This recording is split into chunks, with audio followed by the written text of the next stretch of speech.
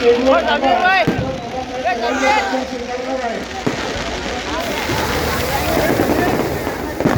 Stage रिकामं उद्या व्यासपीठ रिकामं झाल्यानंतर उद्या वाचून यायचंय. तोपर्यंत सर्वांनी शांतता आणि संयम ठेवा. साहेब सगळ्यांचा सत्कार स्वीकारणार आहे. किती जरी वेळ झाला तरी साहेब सगळ्यांचा सत्कार स्वीकारतील. सर्वांनी संयम ठेवा. सर्वांनी आपले मोबाईल सांभाळावे. आपलं बाजारचं करावं. घरी जाऊन शांततेने आपण परत